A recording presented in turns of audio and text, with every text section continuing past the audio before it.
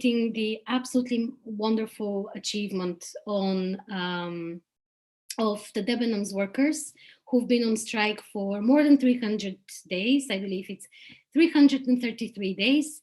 And in the midst of a pandemic, these women, these workers have shown us that none of our fights can be put on hold, that now and always we have to constantly fight for what we are entitled to, for what we need as workers, as women. So I don't think there is a better way to celebrate International Women's Day than with a short video on the Debenhams workers. All of us here in PVP will continue supporting them.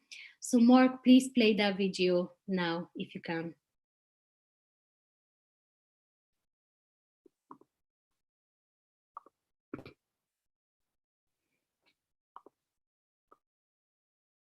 Stand up, fight back. When workers' rights are under attack. Stand up, fight back. 333 days on picket, which happens to coincide with World Women's Day. So we thought we'd coincide it with International Women's Day to show Ireland, our government and the world what strong Irish women look like. To encourage anybody that's in a position like us to just stand up for their rights and get out there and let the world know about them. 333 days protesting out here, and we're doing it on behalf of all the women of Ireland. It's International Women's Day. Where else would I be except standing with these fantastically inspiring women who are now 333 days on strike to get their 2+2 redundancy payment. I'd rather be here than anywhere else because I'm so proud of them. I'm in awe of them that they've been able to keep this going, and with the attitude they have, which is very powerful, very resilient and very positive about their future.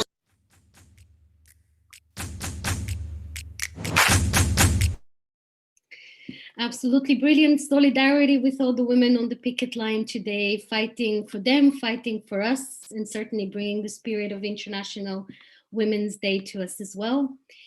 We will follow in their footsteps, in their example with today's absolutely brilliant rally. I know normally we would all be looking forward to, big rallies in our cities and towns, and all of us would proudly be marching in the footsteps of giants of the feminist movement who paved the way for us now to challenge various systems of oppression that deny us our rights and dignity. That's certainly what I look for every year for International Women's Day. But here we are in the context of the ongoing pandemic. Instead, we're here for an online rally, but none of the passion and the activism spirit has been diminished. And we're here to celebrate our struggles, our movements and our victories, as well as to map the challenges we faced during the pandemic and reaffirm our solidarity and unity for the challenging times to come. I suppose the overall title for today's meeting is Women on the Frontlines. So some of the questions we will be discussing tonight are: how are women faring under COVID? How has the pandemic affected us and our communities? Has it highlighted anything for us? How can we work together, perhaps most importantly, to improve and support women going forward? To that end, to provide some thoughts and answers to these questions, it's my absolute pleasure to welcome the brilliant panel we have tonight. We'll hear first from Adrian Wallace, who's a PVP counselor in Carlow and someone who campaigned heavily for domestic abuse refuge in Carlow to be set up. We're then going to hear from Erin Carroll, CEO of the Transgender Equality Network Ireland, or TENI. We're then going to hear from Jody Milne, who's a student nurse and someone else very proactively involved in the fight for frontline workers' rights. We're going to hear from Diane Ihiwe from Rooted in Africa. And we're going to hear from Catriona, who is from the Sex Workers Alliance. Last but by no means least, we have Breed Smith, who's the People Before Profit TD. And just a quick note on how today is going to work. Each speaker will be invited to speak for about 5 to 10 minutes. We're then going to open the floors to questions and answers. So please leave your questions and positive comments, because we like reading these as well, in the chat box, and all of us working behind the scenes will be picking them up and asking our speakers. Apologies for my voice breaking. So it's my, without further ado, without wasting any more time on anything else, let me introduce Adrian Wallace, our first speaker for tonight. Adrian, up to you. Thanks very much, Ivanka. And look, I'll try not to go on too long, really, because we have a fantastic lineup of speakers, and I'm eager myself to hear what they have to say. But God, wasn't that video lovely? Heartwarming, really, to kind of see, I suppose, the positivity of these are women on the front lines, literally, 333 days in a strike, and they still have such an upbeat attitude. And I think that's the remarkable spirit of women that the state has been trying to crush for a long, long time, and they still haven't succeeded, not just in Ireland, but across the globe. You know, we obviously are all aware of how sexist the system is. And just to kind of note that, you know, International Women's Day actually sprung from the international socialist movement. And I think it has this, though you get corporations one off now and trying to kind of, you know, whitewash it with their own agenda. Like its roots are radical, and it has a tradition that challenges capitalism and the roots of sexism. So just what I want to talk about here today is, as Ivanka said, we've been very busy in Carlow trying to fight for a women's refuge. There is none. Women have to travel to Kilkenny, to Wexford, to Wicklow. You know, the effects of this means that you're uprooting your children even more so. They're not able to go to school, see their friends. Women themselves are being removed from their support networks, and almost punishes women. Like they are the people who have to uproot and really, really actually face very scary situations. And this is further exacerbated by the lack of housing. And many a woman, and I've been talking here to women on the ground in the support services, and they will say that, you know, a woman will get out, she'll come to the refuge, and then she realised that there is no housing support, so she has to go back. She has to go back into that home where that abuser lives, and that's a constant problem. So I want to kind of talk about the structural inequalities. You know, and then really make the case of why you should be a socialist feminist. Out of all the feminism, all the ideas, why I think the socialist feminist is the way to liberation for me. And look, there's no doubt, I think every woman in this room will have experienced sexism of some kind, and we could do a talk on our experiences alone. And it's just the questions, I suppose, that this has risen. You know, definitely you find it in college, but I mean, it's kind of in mainstream society as well. Look at Me Too. I mean, the shocking reality of how bad things were, and I think every woman probably had that personal experience, if not one, multiple sexual harassment, to sexual assault, to rapes. You know, the statistics say that like 1 in 4 women will be affected. So if there's 70 or 80 in this room, a big chunk of us have been. So it's when the Me Too movement kind of really, thank God, just sort of burst that open and had those conversations that were so badly needed. The response then was like, is it all men? You know what I mean? Like, and it's a fair enough question to ask, and I think it's something that we have to address, not just as kind of as women, but as socialist feminists as well. And you do, and you've heard it perhaps in some streams. You know, it is men that start all the wars. You know, are they? Is there something inherently violent in them? And I really think we have to do away with that notion. And really kind of recognise that, I mean, that in itself is a sexist rhetoric. Like, if it's all men have something inherently violent, well then the opposite of that is all women must be natural carers or fit into these stereotypical gender roles. I don't think that's it at all. So if it's not men that are, you know, the thing of it, if it's not in their biology, then what is the other factor that kind of creates us as human beings? And that is society. If it's not biology, it must be society, and we have to have a look at this. And just as well, when I kind of say this, I don't at all want to pay homage in any way to this hashtag you see online of not all men, anytime a woman speaks up. And that essential kind of argument coming from men's rights circle is kind of saying, well, look, I might not have done it. I might not have been sexist consciously or unconsciously, if that is a true claim coming from them. So therefore it can't exist. Like, that type of argument is kind of put out there to undermine women's voices and belittle it and say it's not that big a deal because it's not all men, because I haven't done it or I haven't partaken in it.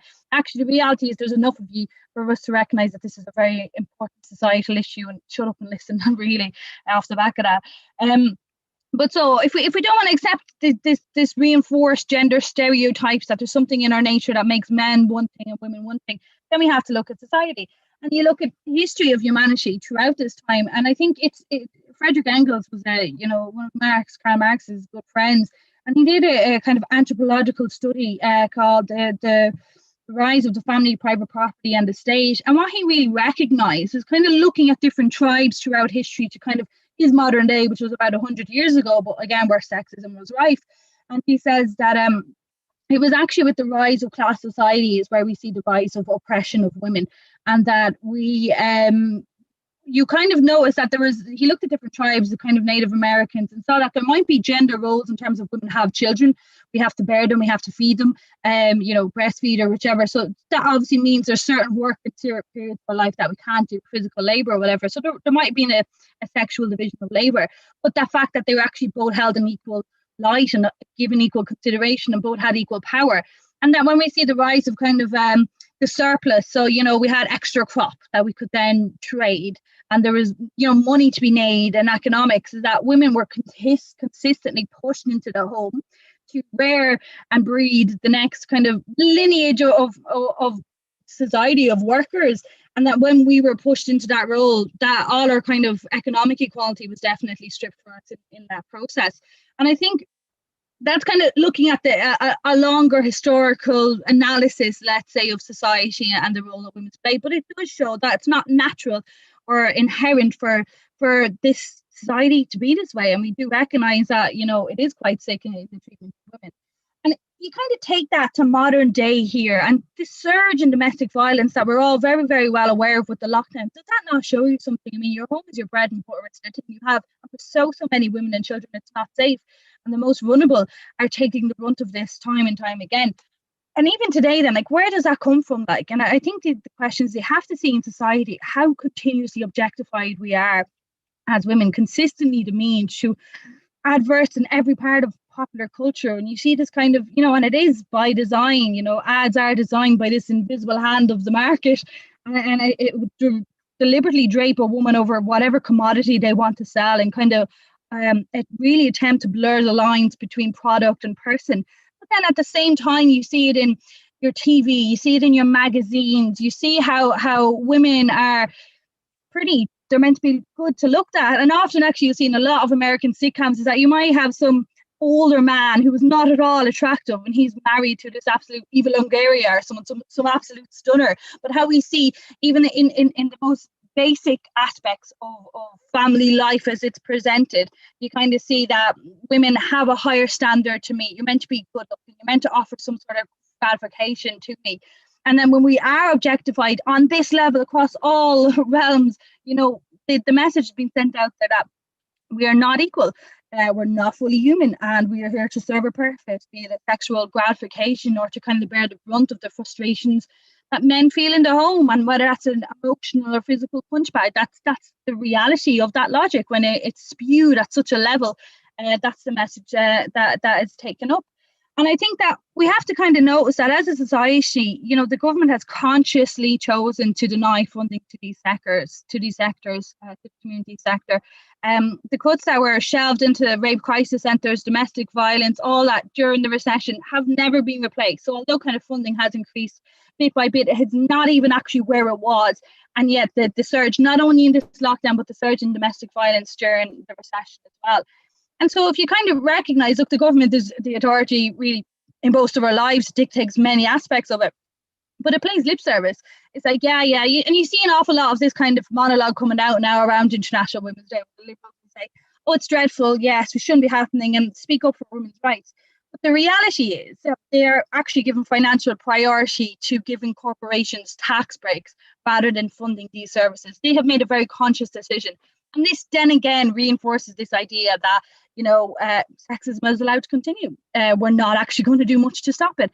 And the legal system is absolutely not fit for purpose when it deals with trying to get one of restraining orders, safety orders against partners. But two, we've seen the high profile case, the Belfast rape case, and the case in Cork where barristers' genuine defence of a rapist was the girl was wearing knickers that were racy and lacy. Do you know what I mean? So we're seeing this is modern day Ireland supposedly, but it's actually, you see in kind of bastions of these institutes, these dinosaurs, and this dreadful agenda is actually rife, and I see it every day in that council. I I'll be the councillor spewing racist views one day, and my male colleagues beside me were booing him, and I was just calling for an apology, and he turns to me in particular and said, "Shut your mouth," because I'm deserving of that type of language in the professional workplace. So there's and even the same councillor fell asleep in the council meeting when I said, this is shite, you get up and wake up and do your job. None of the nurses can take a nap. Yeah, and there's a lot of pressure for them, and the media commentary afterwards became very much of a thing. She's very loud, isn't she? You know what I mean? And again, that, you know, that's often, it's never meant nicely when you're called loud. It's something to shut you up and quieten your voices. So you see this constant reinforcement of sex in these avenues that are meant to actually replicate society. They're not.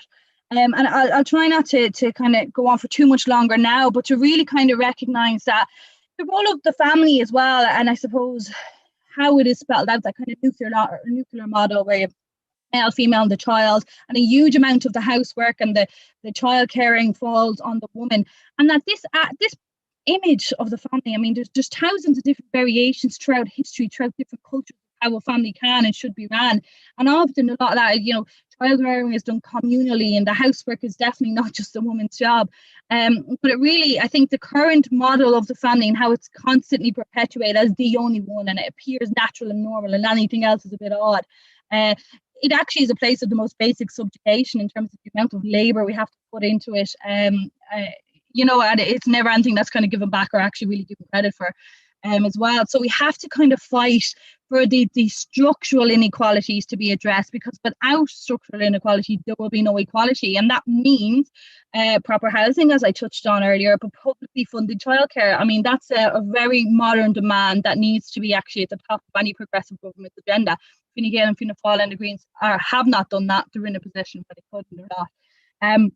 So I think, and I'll finish up here, but, you know, why should we all be socialist feminists? And I think it's for us, it's very important that it's not just about kind of smashing glass ceilings, but the very foundation of a system that is built on our continued subjugation. So we go a bit deeper. It's not just about kind of more female CEOs, because there's something there. If it's a female CEO, right, that's great, but I mean, she's already bought into that system that's actually going to have to deny me my higher wage, which could afford me my childcare, or whatever help I might need, or help to get out of a home where I'm being abused. So I think it's more than just whitewashing, as I said at the start of this. And I think it's our tactic as well, is that we want to kind of a society that's not just tied to profits, but one that's kind of tied to actually meeting our real and basic needs across the board. And if you look at how we will do that, it's by getting involved in workers' struggles. We've seen already that most women are the essential. We knew this all along, but the rest of society has kind of copped onto it. That, you know, most of women are the essential workers in society, and everything is designed to kind of stop us from realizing our power. If we down tools, if we stop, the world stops, not just as essential workers, but definitely as our role in the home as well. So I think the strategy socialist feminists and Marxists expel is to bring those workers with us. Like, I mean, the power in society is made and produced in the factories, in the hospitals, in the teachers. And if we pull back from that or threaten to, this whole system will crumble, and we can start to realize our own power and kind of break away from this shitty system that's just gone on for too long. So I just think I'll finish on a quote from Bernadette Devlin for the day that's in it. She says, "We were born into an unjust system. We are not prepared to grow old in it." I think that that rally call is reaching new audiences. More women are getting radical, they're getting political, and they're taking the system the fight against the system to the streets and in our workplaces. And that's why I'd always encourage you to get involved with people for profit. And I'll finish there. Thank you very much. Thank you very much, Adrian, and thanks so much for finishing with a quote from Bernadette Devlin. I've seen quite a few people share a photo of her today with a motivational quote or memory. I'm loving this on social media. Thank you very much. Our next speaker is Erin Carroll from TENI. Erin? Yeah, awesome. Thank you. I'm so excited to kind of talk tonight. I apologize. I'm a little bit of like a data nerd, and I also always kind of approach talking about like LGBTQ and trans rights within International Women's Day, like a little bit more like analytically than as excitedly as I'd want to. But I know that like as we're coming together tonight, like we understand that there are a ton of systemic failures in place that aren't extending justice to all people. We know that like as we're gathered here tonight, especially for this panel and for this rally, that one of those major systemic failures is the right of workers and economic justice, especially workers' rights for women and economic justice for women. And that was so key to the foundation of the creation of International Women's Day. And even kind of thinking through this Women's Day for 2021, I was trying to think about the parallels, and I was thinking a lot about 1911, which is 110 years ago, and how that was really this seminal moment around the women's rights movement. That year, there was over 1 million women that came together across the world that started to rally and call for better working conditions, for the legal protection of women's right to work, for the women's right to vote, for receiving professional training, holding elected office, and ending some of the gender-based discrimination that was occurring. In the midst of that, right after that International Women's Day in 1911, there was the Triangle Fire in New York City that occurred, where 140 women who were mostly Italian and Jewish immigrants lost their lives because there was no legislation or rule in place that said the owner of a company couldn't lock all of the employees into a room to make sure that they didn't go on breaks to do their work. And these women died of smoke inhalation. Some of them jumped from the 8th floor of a building in New York City. Because that was apparently the law. Like, it was okay to lock people into a room and make them work for hours on end. And it really pushed the movement forward to continue to fight this oppressive work system.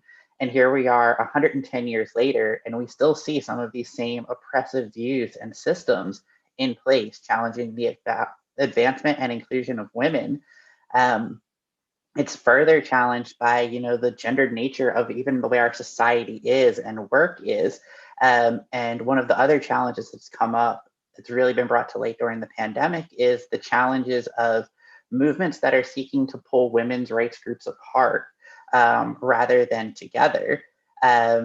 Just kind of over the last year, many more women are struggling with burnout and considering leaving their careers and the workforce altogether, because kind of what was already said earlier is there's this view in society that, like, yes, as a woman, you're expected to work and hold a full-time position, but you also have to raise a family. You also have to care for your own mental well-being. You have to present yourself in a certain way.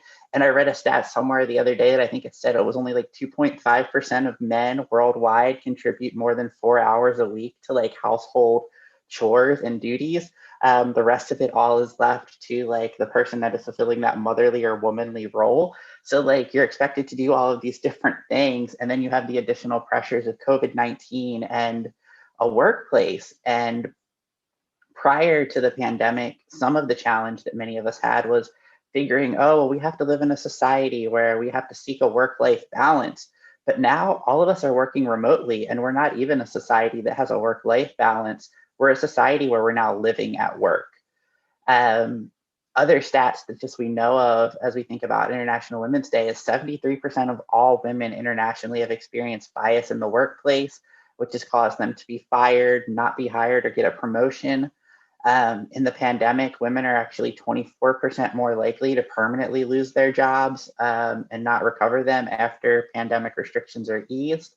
And in general, women have lost 8.1% of their total wages, compared to men on average losing only 5.4% of their total income. When we think about those stats, those are just stats that don't even take into account the challenges that are faced by LGBTQ plus workers. When we think about this, many queer women still are not out at work for fear of discrimination or bias. And you can see this in looking at kind of overall stats worldwide, or total number of like queer women in the population versus total number of queer women in the workforce. 40% of LGBT plus employees are working right now in industries that are expressly challenged by COVID-19. So, LGBT women are being asked to choose between facing exposure to the virus or infection, or economic insecurity, because there aren't basic social structures that are providing people with the income they need to live their lives. And people are being asked to risk their health and safety to provide for their families. Other kind of stats that I think are really important are 60% of cisgender and straight employees found it inappropriate to discuss gender identity or sexual orientation in the workplace. So even if you are working and have this workspace, you're kind of in a space where if you are queer, it's looked down upon if you talk about your partner or you talk about issues that matter. And for us at Tenny, we know that trans women in particular are facing some particular challenges in employment, The unemployment rate for trans women is twice the rate of the general population. More than 4 out of 10 trans women who are currently working are underemployed, and trans workers are nearly 4 times more than likely than the general population to have a household income that's below their country's poverty level. So with all of these statistics, we're seeing the general state of work and society is still placing an undue burden on women.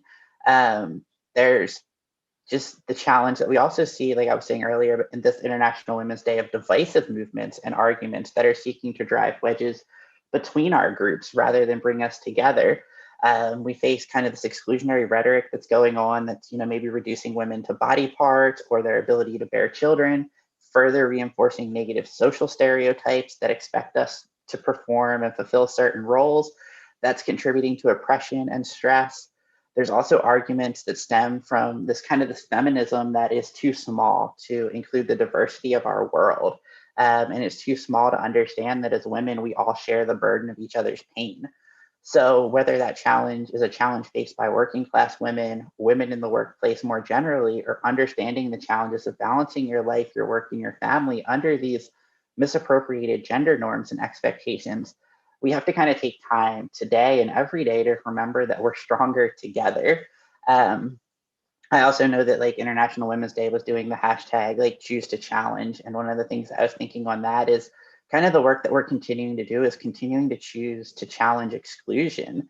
The power of the women's rights movement birthed in the early 1900s was this inclusion of the working woman, the immigrant, and the woman of color. Here we are in 2021. That means our coalition, our camp, has to be large enough to encompass all women, working class, immigrants, women of color, queer and trans women. As feminists, we have to kind of choose to challenge those polemics that are dividing us, because the fight against the danger of existing and fighting against the miseducation and the misappropriated societal roles and the economic practices and cultural expectations is key to driving society forward. Feminism has always been on the side of the oppressed. So I think our work is for building kind of a coalition on feminism that's intersectional, that's aligned and informed by marginalized voices. That's kind of how we continue to go forward and carry the torch on from the original organizers over a century ago. And I kind of hope that as we're here tonight and as we go forward, that when we hear these challenges that we all face and we share our own stories, we don't feel isolation anymore. We understand that we're a community. And as that community, we're here to support each other and to fight and march and yell together. So that's kind of just what I wanted to say briefly tonight. And I think that'll lead into kind of the rest of the comments that we have. Thank you very much, Erin. That was, again, a brilliant call for people to show unity and solidarity with each other and to realize that our movement is really ours. All of us should be backing each other up here. Thank you very much. Sorry, apologies. My voice is really breaking today. I think it's from shouting at students all day. I wasn't shouting at them. Our next speaker is Jody Milne, who's a student nurse. So Jody, I wasn't shouting at your colleagues. I promise I was just passionately teaching them law today. Jody, on to you. Thank you. Hope your voice isn't too sore from shouting at my colleagues. So hello everyone. I first off want to say a huge thank you to People Before Profit for including me on such an amazing panel. I always love being invited to speak at these events because when I look at the lineup, it's always filled with speakers and activists that I've looked up to for years. So I'm always super excited. I absolutely loved hearing from Erin and Adrian there. You're both super empowering and informative. So I'll try to keep this short and sweet. We've so many other amazing speakers to hear from. So my name is Jody. I'm a third-year student nurse working in a busy Dublin hospital. And as a lot of you will be aware, the conditions for student nurses at the moment aren't great. And they haven't been great for quite some time. So I've spent a lot of time over this last year campaigning to change this. So first off, I'll tell you a little bit about what my week on the front line looks like. Like a lot of my classmates, I spend about 60 hours a week working in the hospital when I'm on placement. 35 of these hours are completely unpaid on the premise that I'm there for my placements as a student. And on the weekends, I work up to 2 13-hour shifts as a healthcare assistant to support myself through college. We're exposed to COVID, we're falling ill with it, we're receiving absolutely no financial support through it. But when I look at the treatment of student nurses and midwives, I'm not surprised, unfortunately, because when we take into consideration how qualified nurses and midwives are viewed, it's really not surprising.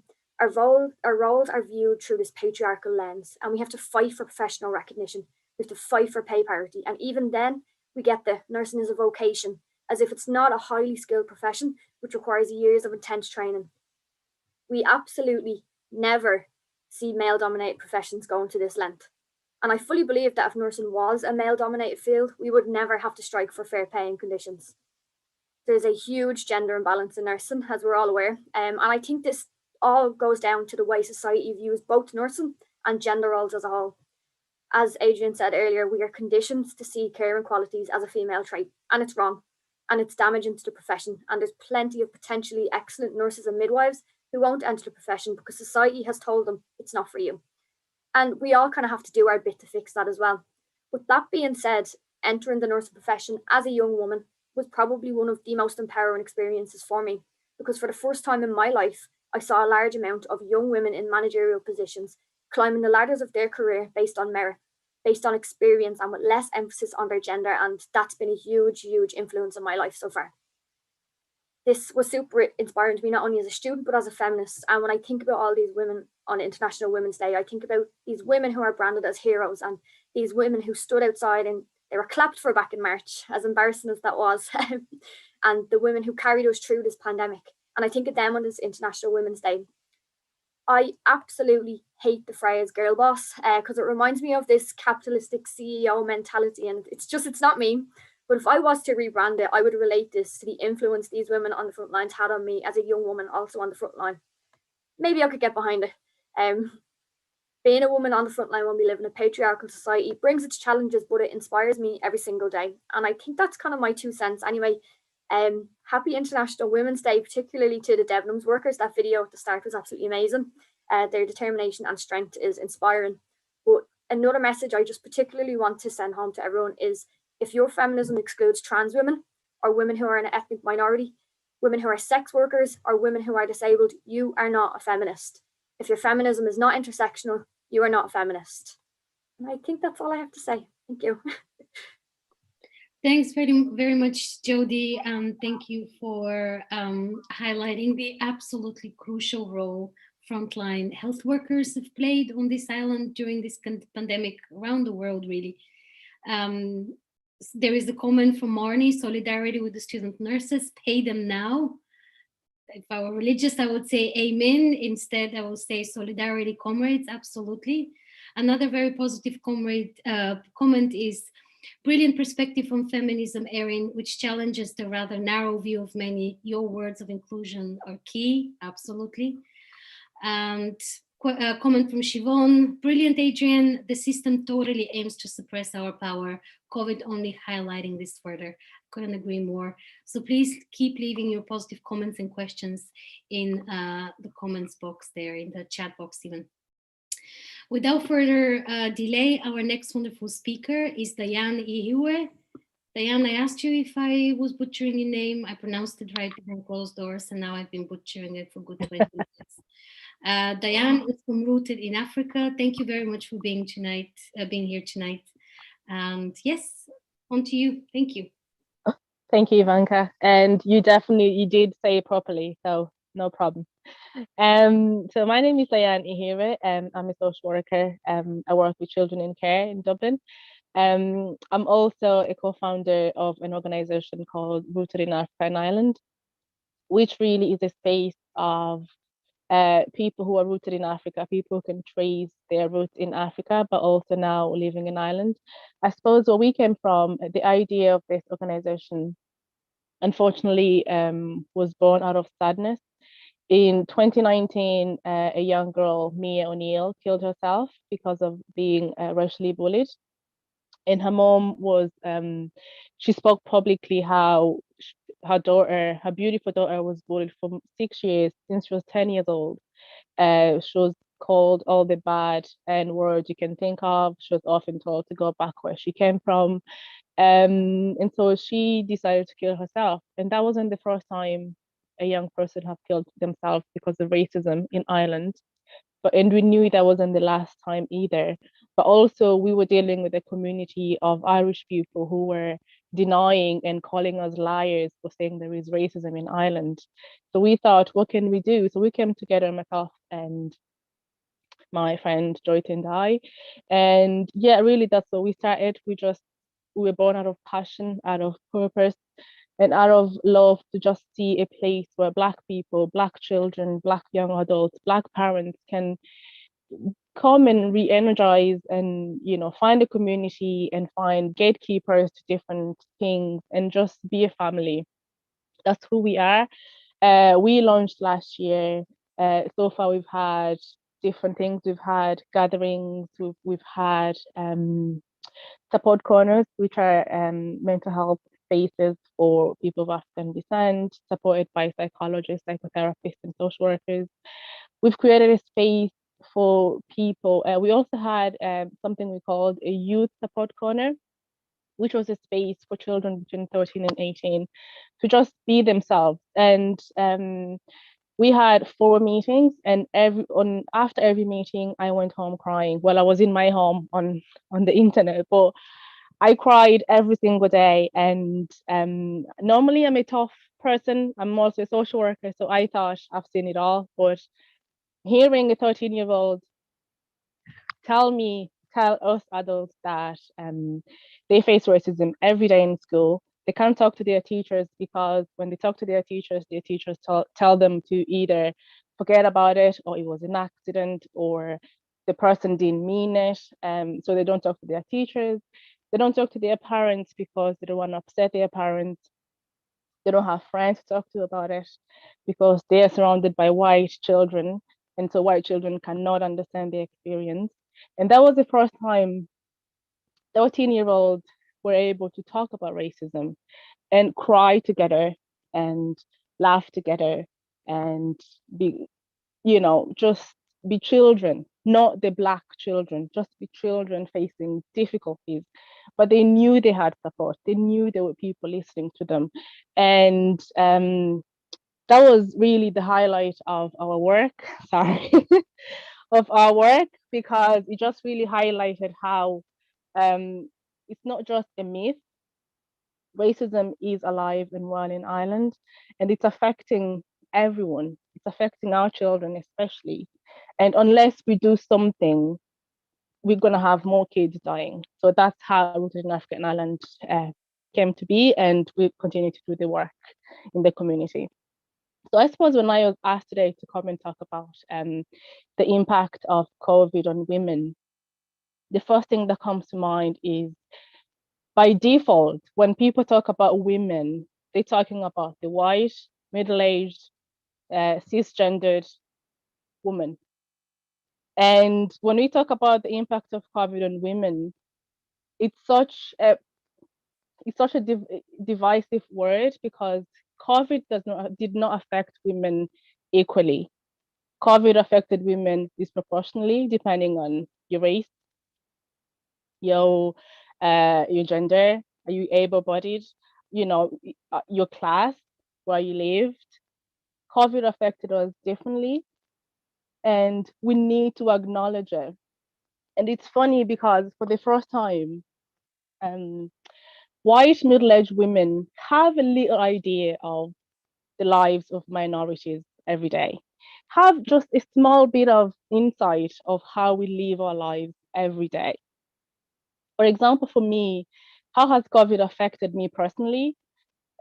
I walk around people who tell me how it's been really difficult for them, but it's been really good for me, because for the first time I can stay in my house. I don't have to get out of my house wondering who's gonna spit at me, who's gonna look at me funny, what security man is gonna follow me, who's gonna not want to sit next to me on the bus, what lecturer isn't gonna call me the N word, or service user is gonna call me the N word, who's gonna be racist to me today, who's gonna remind me that I'm less than. But also, being home with my kids, I know what they're learning.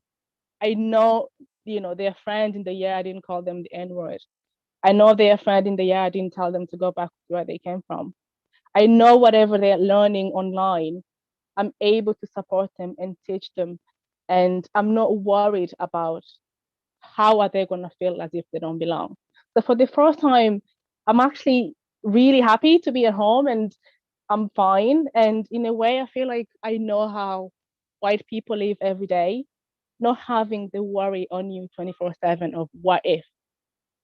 So when I mean COVID did not, affect us equally, I just mean that for some of us, it's been a great time because you don't have to be on edge every second of every day. But also in my community, I wear many different hats. I'm a mom, a Black woman, cisgendered. So in my community, I'll speak about the Black community especially. In the Black community, COVID-19 has highlighted the racial inequality and inequity that's been prevalent throughout history, but also that's been denied, and that's been the population and the country and the world has been in denial about it until now. Because we know that racism is real, but we know that inequality is real. But we often focus on individual inequality. We often focus on individual experience. But let's look deeper. Let's really look about the historical inequality. Let's look at the systemic inequality. Let's look at structural inequality.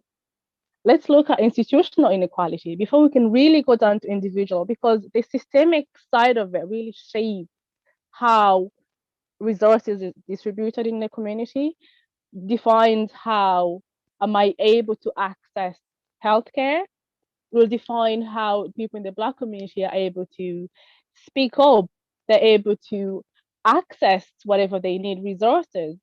And until we really move away from the individual side of things and focus on the systemic side of inequalities, of racism, our fight is in vain.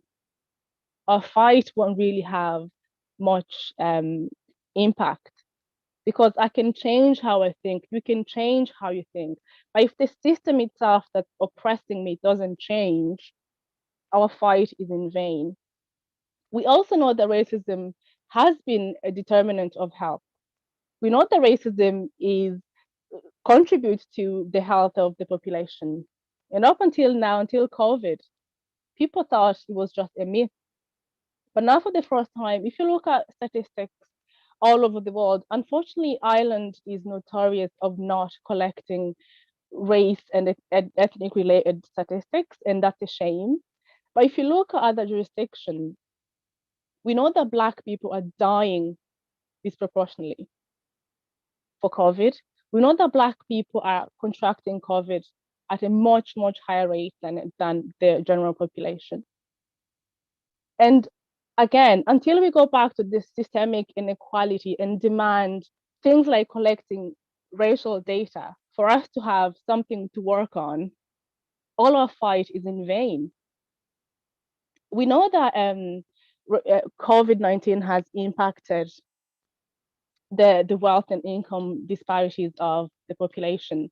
So unless we really go back into that and look at, again, how and where are people collating, where are people accessing health, how are people accessing, mental health and physical health needs for what they need. Until we go back to that and change that, whatever we do individually is pointless. So really, to finish up, what I'm going to say is, how can we improve this? We need to work together, yes. But they're saying that breaking the glass ceiling is again, it's a very much white, middle class, cisgendered goal, because for the rest of us, we need you to work with us so we can rebuild the foundation, so that we can be allowed on the stage before we can break that glass ceiling. So thanks for having me.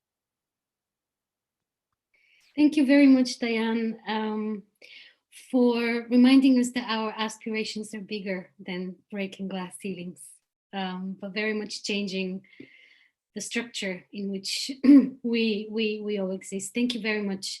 Our next speaker is Catriona from the Sex Workers Alliance.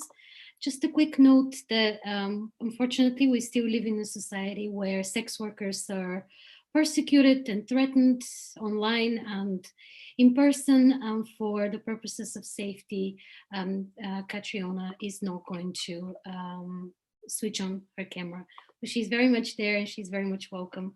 So Catriona.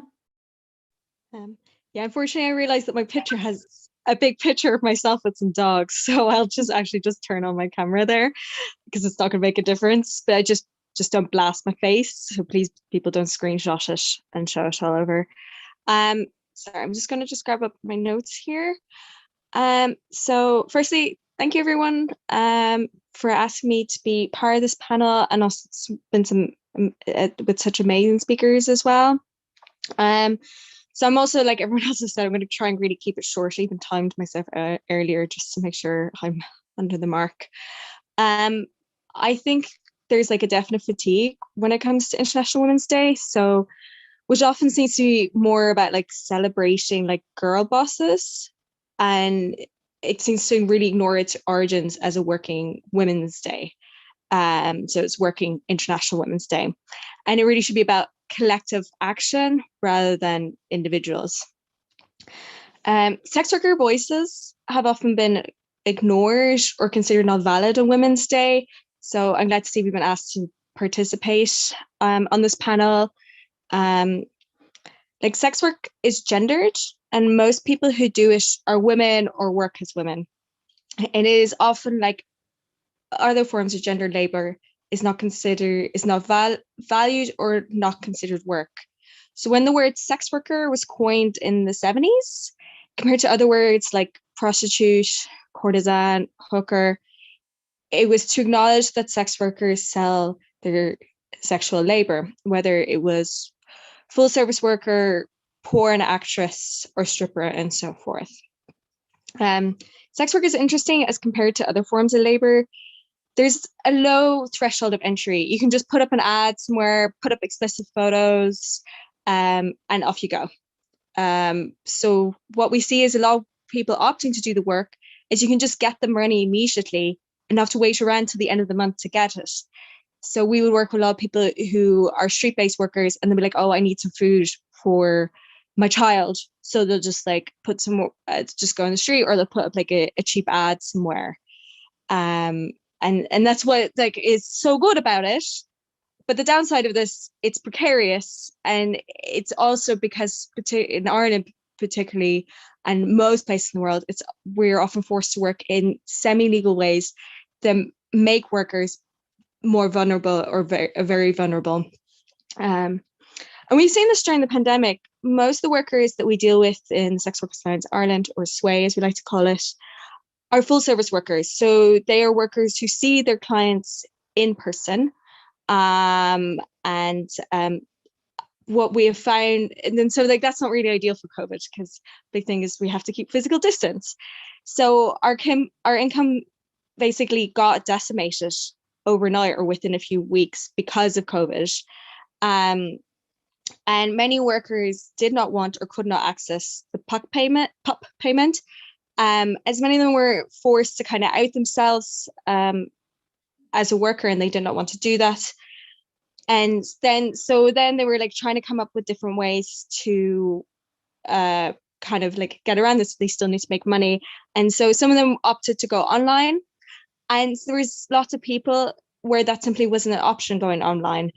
And they were basically forced to work under a very tightly enforced client criminalization, where their workplaces were policed, just people working from their home and from their apartments. And like, because the neighbors are home there, they can see people kind of coming in and out, whereas maybe previously their neighbors weren't there. And then also because there's been a bit of this like curtain twitching of like, oh, who's coming in and out the house.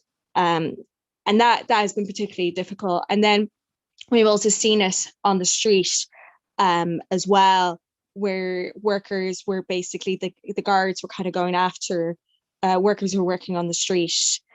And it's like, we even had like a case there that was particularly awful, where the Gardaí were going around texting. So there's a big advertising site as Escort Ireland, and the Gardaí were going around texting the workers being like, oh, you shouldn't be working, which really scared them because they were thinking, oh God, are they now coming after us? Are they policing us? Really? And they were saying, the Guardian at the time said they were doing it for safety, when it just made a lot of workers extremely scared. So online for many workers is not an option because it's hard to get payments, as most ways to receive payment means workers will have to have their name revealed, such as with Revolut, or payment services such as PayPal and Stripe are anti-sex work. Lots of workers I know have had their accounts shut down and then have all their money lost on it. Like, I've had friends who've lost like several €1,000 or literally their entire savings because they deemed what was like considered suspicious payments on their PayPal account. The pandemic has also expedited the move to a more cashless society, and for sex workers, cash is literally king. It's better for us to use, but in a more online cashless world, this puts sex workers at risk of getting paid, and banking options potentially see their money taken away from them. And we saw this even, like, we set up an emergency mutual aid fund where we set up in response to the pandemic. It was a fund which was money we gave to workers who lost their income because of COVID. And it was at times often difficult to get money to workers because it was hard to give them the money while also being anonymous, or our organization's name, which literally says sex worker on it, would not be printed on their bank statement, leading to potentially difficult questions by their bank, and that could see them losing their account.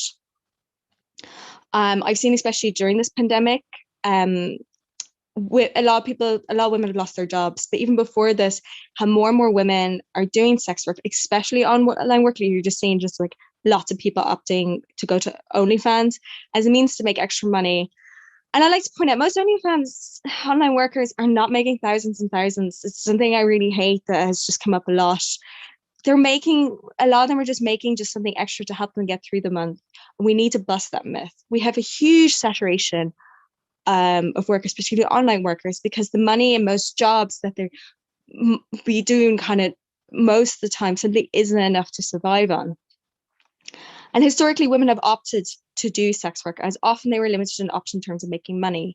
Sex workers need decriminalisation, and we need rights, and our work recognises work and get labour rights so we can work safely like any other worker deserves.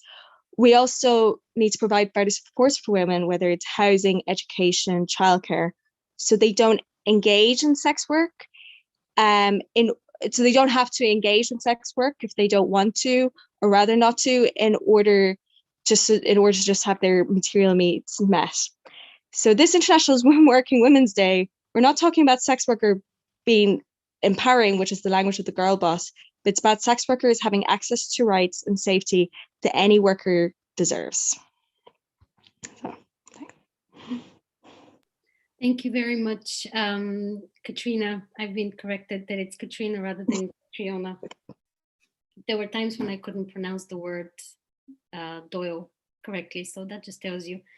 Anyway, thank you very much, Katrina, for once again reminding us and constantly reaffirming our commitment to bigger change than slogans and, wonderful inspirational quotes on Instagram, but actually fighting for real change here. Thank you very much. And that brings us to our final speaker for tonight. Thank you, Breed, for being here, and it's you now, Breed. Got to unmute there.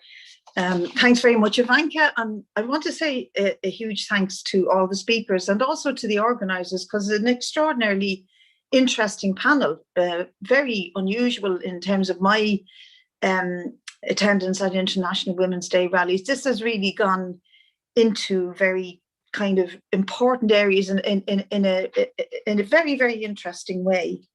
And lots of the issues that were raised by our speakers, and probably will be raised by me, go back to the systemic structural inequality that we all face. And this has forever been so for women, in particular for working class women. I have to say that when I finish, I can stay around for a short bit for some of the discussion, but I have to get out to go on TV3 Tonight Show. And one of the main topics we're discussing is International Women's Day. And the other person on the panel with me is none other than Jennifer Carroll McNeil, a Fine Gael TD from Dunleary, married to the former CEO of Goldman Sachs. And so there's a big contrast, I'm sure, in what she has to say and what I have to say about International Women's Day. And the reason I'm raising that is because when I was a much younger woman, as young as some of the women on the panel here, International Women's Day events used to really drive me nuts, because it was all about middle-class women and the wine and cheese gatherings, whether you worked in an office or whether you just, sort of linked into what the National Women's Council were doing. Everything was wine and cheese and posh affairs and, polite, meaningless affairs. But nowadays, and in the last few years in particular, but tonight really illustrates it, that the celebration of International Women's Day is much more socialist. It's much more critical of the system that we live under. It looks at all the structural inequalities in our society, whether it's in work or care or motherhood or race or gender or all of the stuff that we just heard from this very, very interesting panel. And I think that's a kind of I might be stretching it here, you can discuss it now afterwards, but I think that illustrates the period we're in. The period we're in at the moment is becoming much, much more radical and much more left-wing in general, much more socialist. And as people have referred to, the roots of International Women's Day are roots that go back to socialist women, tens of thousands of women marching for issues like equal pay, shorter working week, the right to vote, going right back to the early 1900s, and that getting extended from whether it was New York or Moscow, but really representing the fight for women's rights and kicking back against the massive inequalities. But as we know, those inequalities haven't gone away. And inequalities in general are, if you like, amplified, expressed in a very stark way in the current world we live in. So if you compare, the 1% and the wealth of the 1% who control the planet to the poverty of more than 50% of the people on the world who live in the global south and in very deprived economies, you can see that gap is opening wider and wider. And the same is true of the gender gap in terms of pay, the type of work we do, etc. Despite the fact that the European Union has this sort of name for being the great leveler, set up equal pay laws and all the rest of it, it simultaneously promotes neoliberal market mechanisms that undercut women's pay and undercut the sort of conditions and rights that women have. And so it's always a constant struggle to try and address that gap. And I think this forms really the centre piece of what I want to say. So just take the question of abortion. We had a wonderful success, but it was a long, long fight over generations since they put the 8th Amendment into the Constitution in 1984 until 2018, when we had the fantastic Repeal the 8th referendum victory. And that was a long struggle and an ongoing struggle. And it was a struggle that saw women die on the streets, saw women, the 15-year-old Anne Lovett, I can go on. I don't want to be dragging people into the details, but we know that women literally died without access to abortion. We also know that they had to hide and snake out of their own country for very basic rights to reproductive rights. And we changed all that by fighting back together and very hard. But that's under threat again. Only yesterday in the papers, Stephen Donnelly, who's the health minister and is obliged to review the implementation of the legislation around access to abortion, is talking about doing that pretty soon, sooner than he's supposed to. But you also have the development of a very right-wing cohort of politicians and a movement out there that wants to push women back into the dark ages, that wants to restrict their access to abortion rights. The anti-choice movement, those people who want to see a return to Holy Catholic Ireland, are very much embedded into the growth of the far right. And it's that racist far right movement that I want to focus on, because the choices for us are very, very stark. If we don't change the sort of system we live under, if we don't change the inequalities and the systemic problems that have been utterly exposed by the pandemic, you know, Diane talked very eloquently about how she's happy to stay at home. It's actually quite frightening to hear the emotions Diane has about staying at home and having her children at home. Quite frightening indeed to know that we live in this kind of society. But if we don't address the systemic issues that are exposed about the gender pay gap, childcare, access to healthcare, the role of women in the home, domestic violence, how it goes under the radar and how it's neglected, we are going to, if you like, we are not going to be able to get out of the terrible struggles that women have to face on a daily basis, and that many other workers, men and young people, have to face on a daily basis. And we have to do this, because this is the best way we have to defeat racism and the far right, is to lift all boats, is to give everybody aspiration and hope, and to end the systemic and structural inequalities that have women in the second class position that they are in. Last Thursday, we had 2-hour debate in Dáil Éireann about International Women's Day, because it wasn't sitting today, so we had it on Thursday night last. And I made the point that we have one day of the year where we actually take time to discuss the gender inequalities systemic in our society. The other 364 days, we utterly ignore them. Unless, of course, the result of that inequality throws up another crisis, whether it's cervical check or somebody being murdered because of a domestic violence situation, or indeed the most latest crisis for women, the mother and baby home scandal. And that's the only time women's issues or the gender inequality issues get aired or get really thought about in our political system. It doesn't mean it's the only time that we face them. We face them on a daily basis, and hence the 333 days of struggle by those magnificent women outside the Debenham stores all over the country that was celebrated or marked today with International Women's Day. That's the sort of daily struggle that women workers face, the daily struggles that mothers face, that people like Diane, women of colour face, or Erin, who spoke brilliantly from Tenny, and all of the women, Katrine, who spoke tonight, reflect that those daily struggles that women have. And I think that this argues for having a vision of a different type of society, one without capitalism, one without the profit mode, one without the control.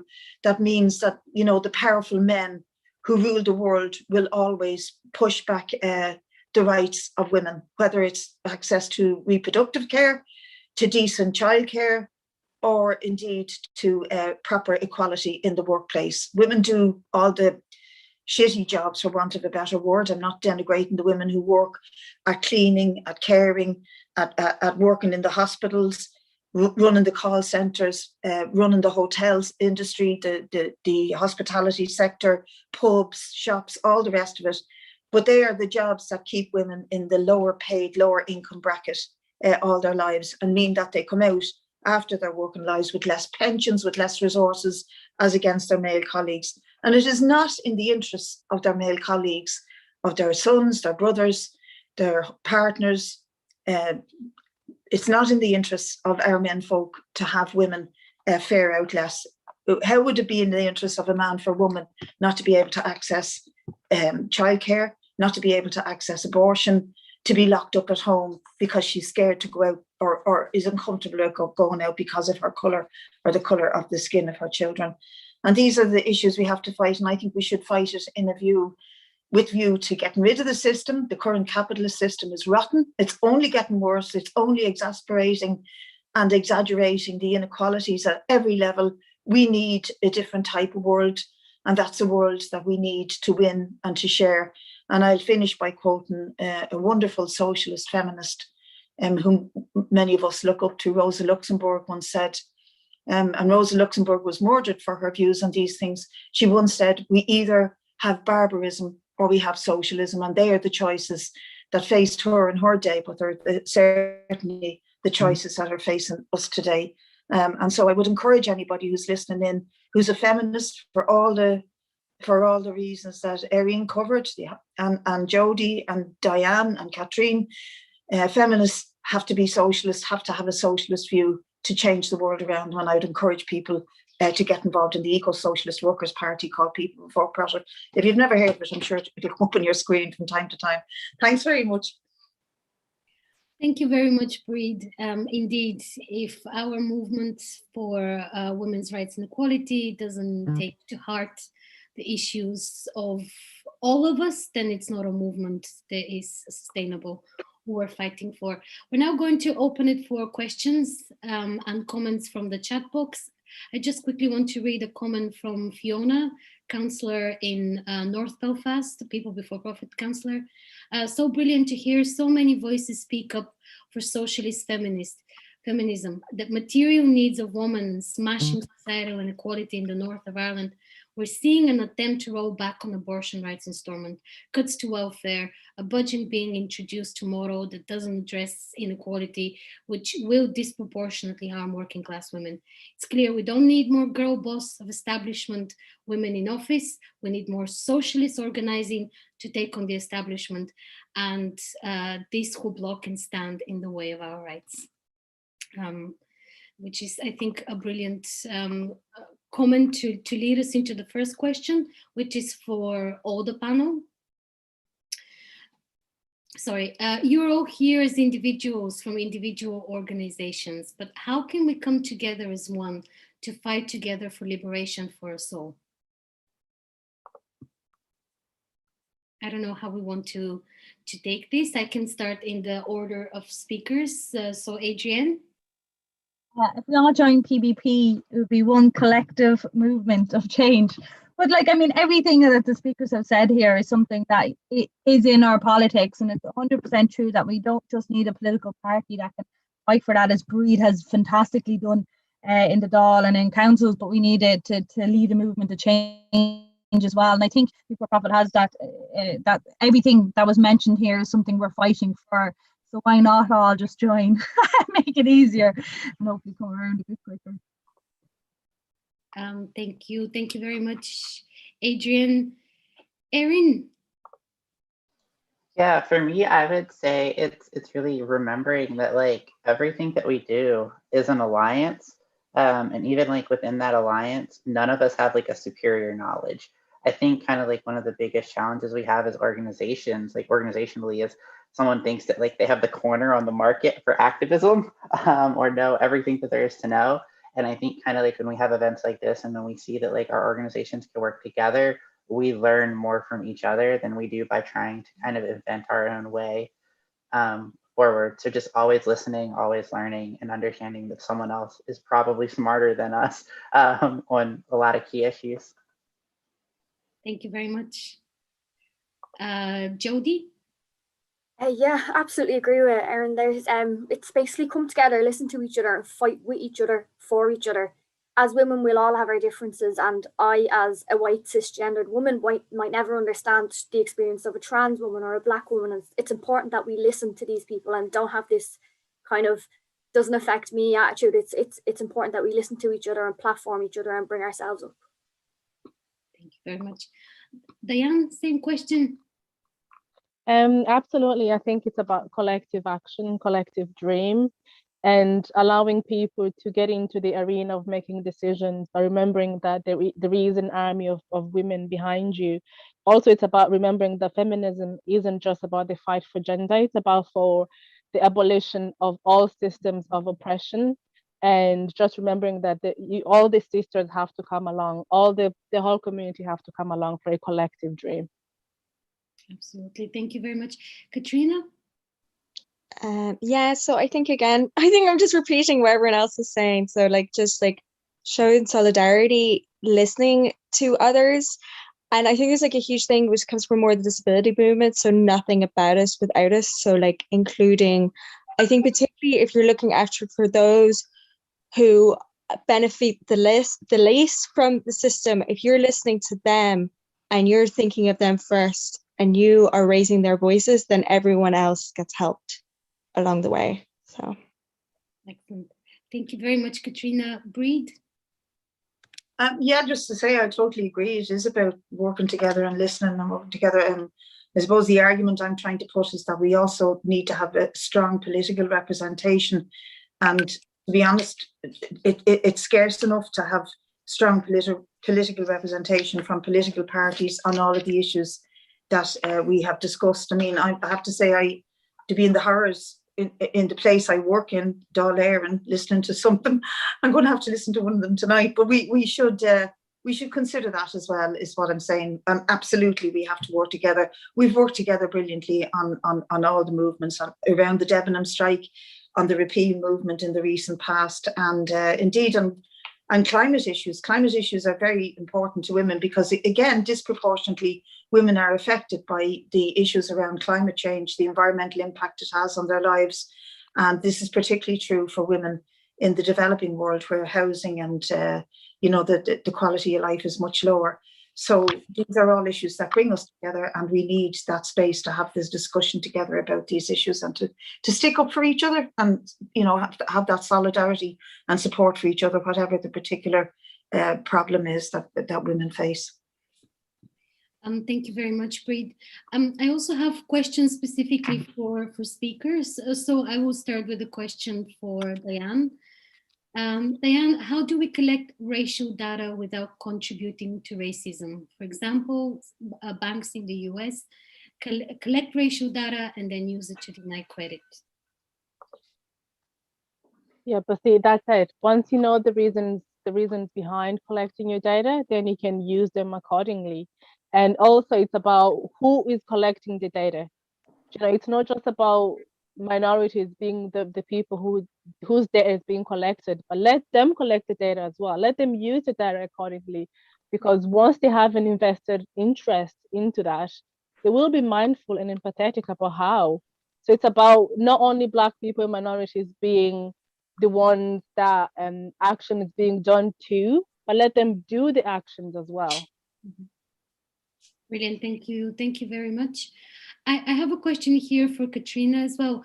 How can we get labor rights and fight for the decriminalization of sex work? So I think what really is like with decriminalization is more, it's a starting point for us to get labor rights, because like we work criminalized, like we are criminalized, and so we can't even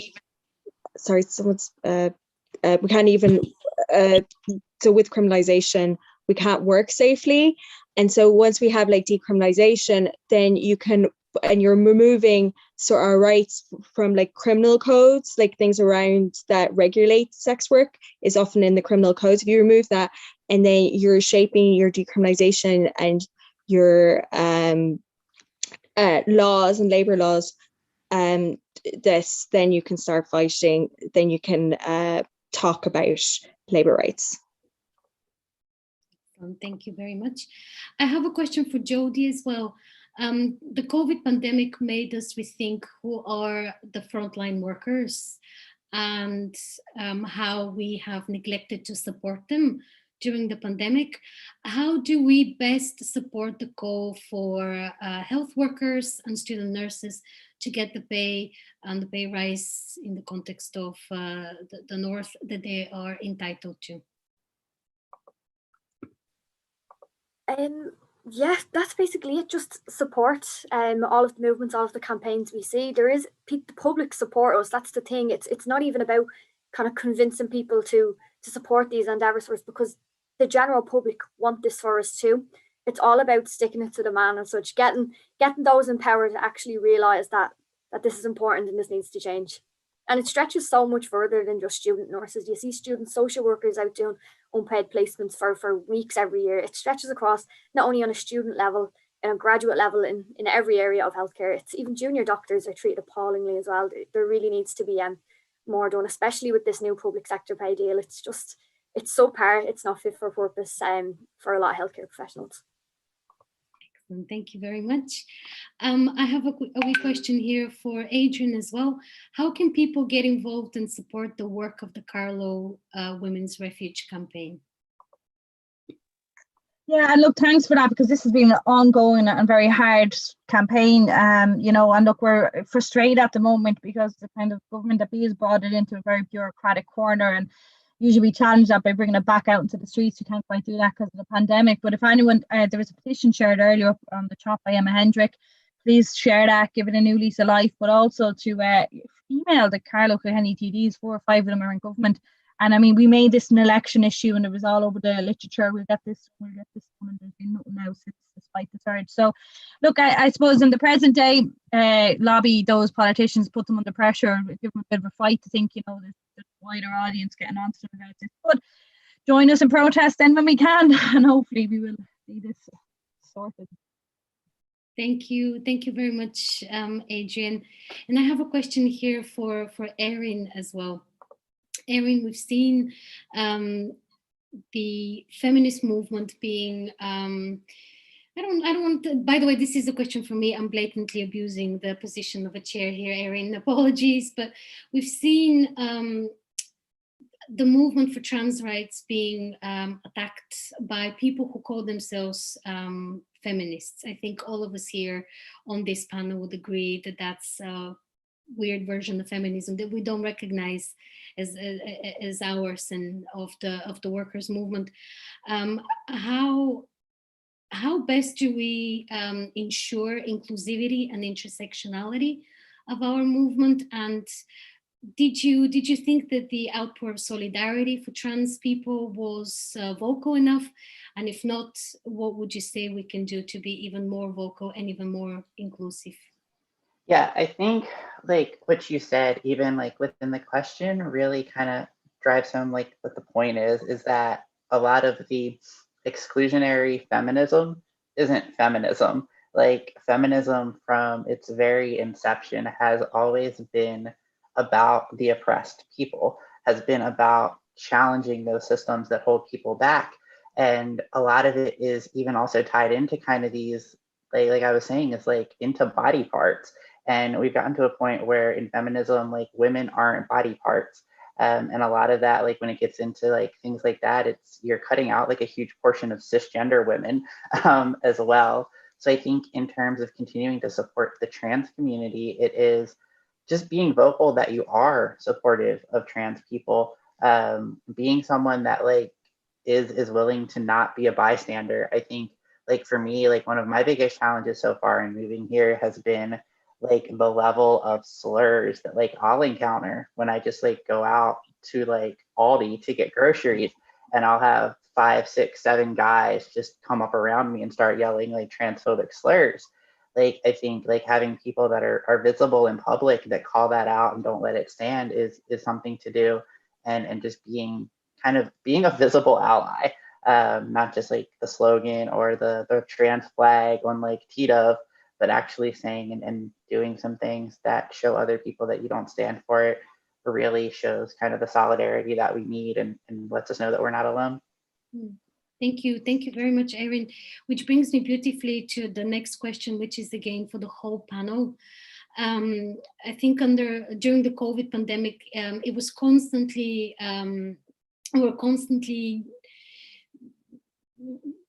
the same message was drilled into us over and over again. We're in this together. We're all in the same boat. This affects us all equally. So no point for people to speak up about the particular oppression that they're facing. So my question to you is, has the COVID pandemic really actually been a fertile ground for radical solidarity to emerge, where people recognize that it may be the same storm, but it's certainly not the same boat, and it certainly doesn't impact us equally? Has the COVID pandemic allowed us to really hammer in the concept of radical solidarity with each other?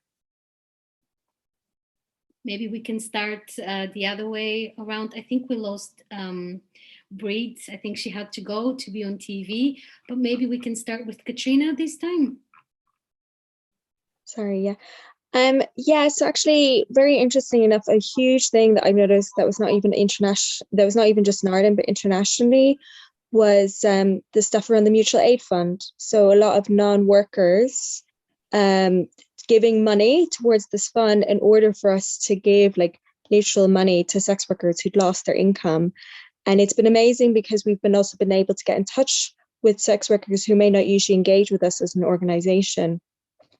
And that I think has been like a really interesting kind of organizing that we've done, and something that's actually been quite good for us to build as a community, but also to kind of build with other kind of people offering to do fundraisers and stuff like that for us, which has been incredible, and something that has been really, really amazing to see. Actually, one of my favorite videos, Swarm, who are a UK organization, they did a video with like the cock destroyers and stuff like that, all about the mutual aid fund.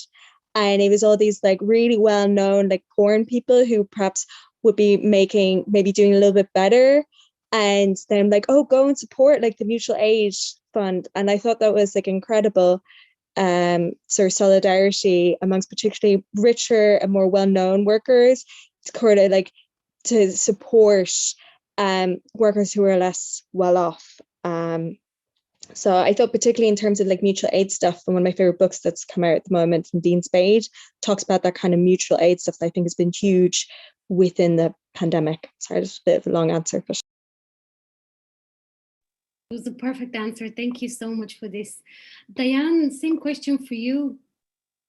I think so. I think in a way that we've seen a few, we've seen solidarity from people that didn't initially vocally express their solidarity. But also I think we need to be careful, because in a way it's been performative solidarity. But what I mean is that people are happy to express solidarity when it's something that is global. For example, in the Black Lives Matter, when it was George Floyd, people were, showing solidarity and all that.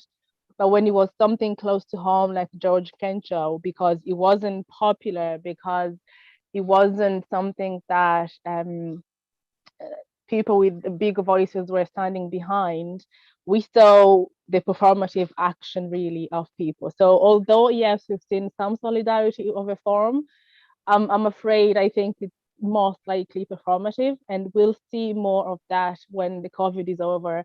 Are we actually going to be invited at the table? Are we actually going to see a diverse voice and representation at all levels of the table? Not just, not just a diverse of difference of people doing being present in say, for example, in interviews, but we need to see a diverse of voices and representation of people doing the interviews, conducting the interviews at the decision-making table. That's how we'll see really if the solidarity was performative or was it really active, and was it real? So I have so many questions about it, but it's a good step, and let's just continue. Let's continue the momentum, and let's hope that it is real solidarity, but I'm a bit iffy about it. Thank you very much, Diane. Jody? Yeah, so I always hated that narrative of we're all in this together, because we aren't, and we weren't from the get-go. And this pandemic has hugely emphasised the failings of living in a capitalist society. It emphasised that universal sick pay should be a given. It emphasised that a single-tier health system, free at the point of entry, is possible. They showed that when they took over the private hospitals to deal with the surge in COVID cases back in March. It emphasised the need for a livable social welfare payment. And people are waking up to this, and people are understanding this, and they are seeing that the government can do these things when they have to do it, and that the rest of the time they are simply unwilling. And I believe that brings us all together and gives me a sense of solidarity with people actually starting to clue into what's going on, because this has just emphasised a whole rake of pre-existing issues.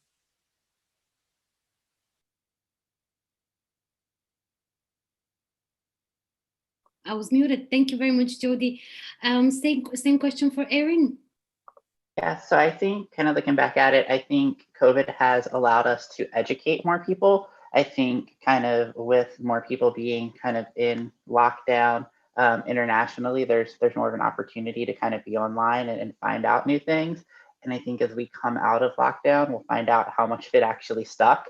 Kind of like as a teacher, when you give the first quiz, how much did people actually learn from the first time, and will they come along? But I also think it really has brought to light more radical ways of thinking.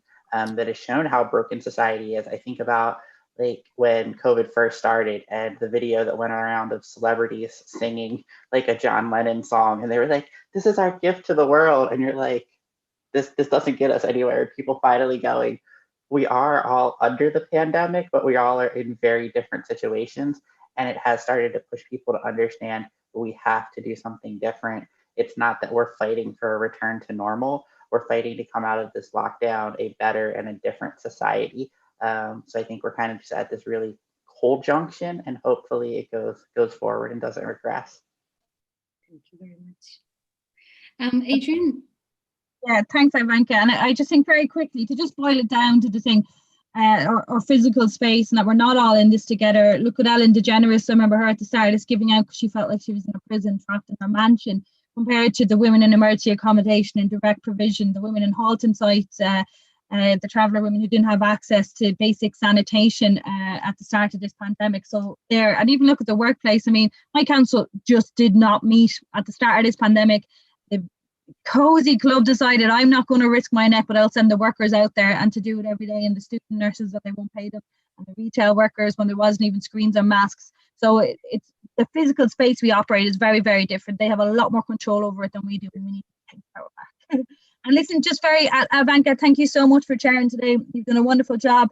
You were working all day. You were also giving a presentation to Derry Council on your Unite Against Racism work. Like, you're just a fantastic woman, and thank you very much. You've done a brilliant job. So I just want to say that as well. Oh, Adrian, thank you very much. I heard a compliment and I started choking. Thank you very much for this. I had a question for Mila very quickly, perhaps just with literally one sentence, to recommend a book that all of us should read before this time tomorrow, before this time next year. I'm not reading, I'm just going to bed now. Can someone recommend a book that they think we should read? I don't think I've read a book for leisure. Oh, sorry, Katrina. Sorry, I don't know which way. I was going to say Revolting Prostitutes is great. It's super easy to read, and will not make you fall asleep, unlike a lot of other books, in my opinion. Fantastic, thanks very much. Erin? I was gonna say Whipping Girl by Julia Serrano. It's a really good like trans feminist book, and will really kind of, yeah, it's awesome. So read it. Brilliant, thanks very much. Diane, do you want to recommend a book? I like The Body's Not an Apology by Sonia Renee Tyler. Yeah, good. Brilliant. Jody, you said you don't read for fun anymore. You can recommend a textbook. I would recommend a textbook. I was just going to say, yeah, sorry for speaking over people there. But yeah, I have not read a book for leisure in about 3 years. So I'll be taking everyone else's recommendations, but I've none to contribute. Adrian, do you want to recommend a book? Willie's actually pushing that pamphlet I'm reading at the moment, the separation of church and state over the mother and baby homes. It's hard hitting. I've had to leave it and come back, but I would recommend it. It's a good one. Yeah, thank you very much. I will not recommend the book necessarily, but I would recommend people jumping on the Rebel website and reading some of the fantastic pieces that got published today celebrating International Women's Day. That's what I would read, I guess, before I close shop for today. Just to wrap up here, I want to thank from the bottom of my heart to all the amazing speakers who made it today and who stuck until the end with us. Thank you so much for bringing your knowledge and your passion for activism and for socialist feminism and for radical change to the panel tonight.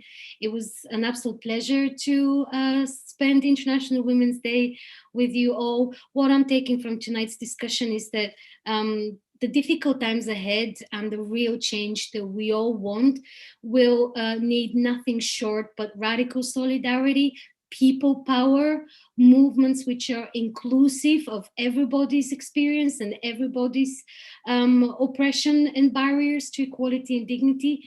So on that note, for us to build our movement as women, as comrades, join People Before Profit, follow all these wonderful organizations that you heard from tonight, and yes, keep supporting each other. The real struggle, I guess, begins now with all of us committed to it. So happy International Women's Day. Solidarity to you all. Thank you. Bye. Bye.